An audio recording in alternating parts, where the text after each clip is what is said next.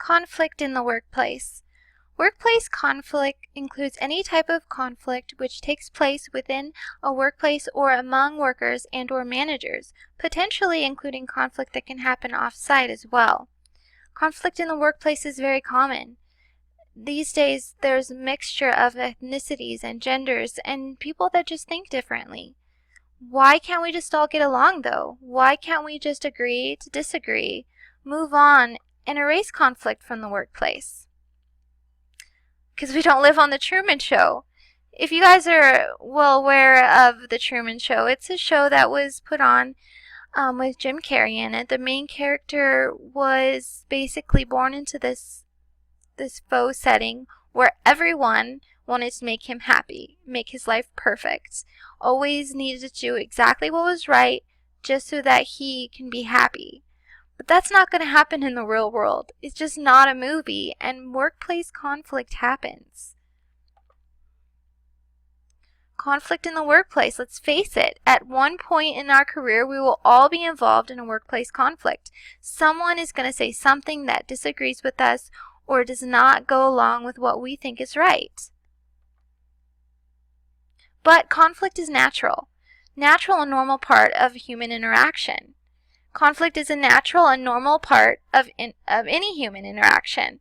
There is nothing unusual about conflict itself. It is what we do about it when it occurs which is important. Conflict will always be present, and it's important to be able to seek resolution, not just to contain the issues and forget about them. It's important to face conflict head on so that it doesn't build up into something else. But the great news is, once we do face conflict head on, and it's handled correctly, it will actually give us strength it will actually strengthen our understanding of each other, and it will strengthen our group cohesion. Our perspectives from other people we will understand, and our interpersonal relationships will work out better. We'll be able to understand each other in the future better. We'll be able to work through conflict much easier if we're able to get along. This group presentation is going to let us know a little bit about workplace conflict. What is workplace conflict? What is its role? What does our behavior do to conflict? And how can we better handle it? How can we resolve it? What styles of conflict are there? There's lots of questions that need to be answered in order for you to understand what workplace conflict is and be able to use it correctly. Our first subject will be defining conflict and its role in the workplace. Kenna Jones will be able to deliver that for us.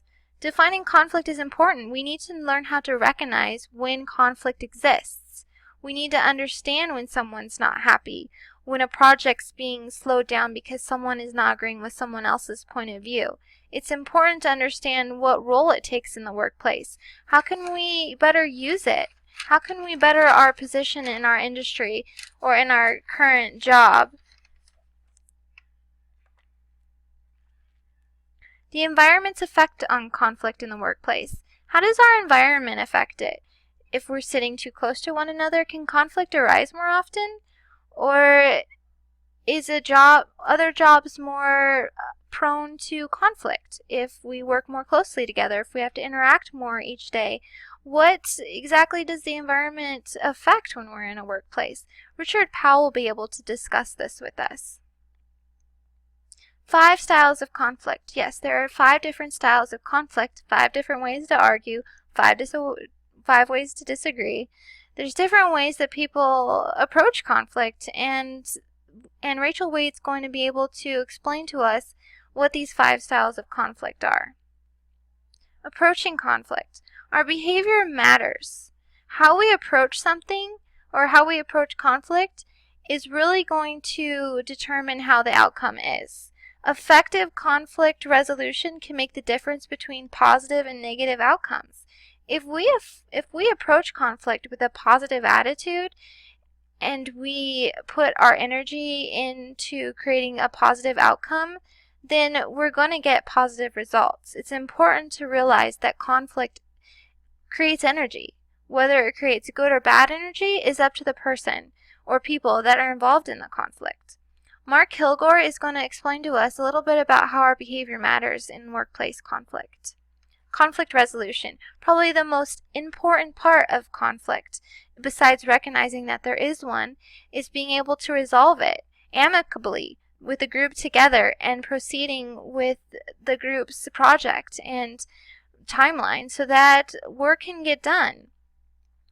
The good news is that by resolving conflict successfully, you can solve many of the problems that it has brought to the surface, as well as getting benefits that you might not expect. You can actually receive additional benefits from conflict. Conflict doesn't have to be looked at something that's negative. A lot of people, or some people, might think that arguing is no good. What good can come out of arguing? But conflict doesn't necessarily have to be a yelling match. Conflict can be a simple disagreement between two people. And as long as that conflict is resolved and done in a positive way, then we're able to move on from it and learn from it.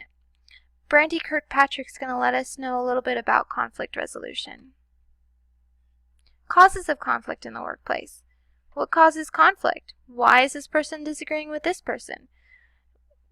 I mean, conflict can happen from hearing things, a rumor mill.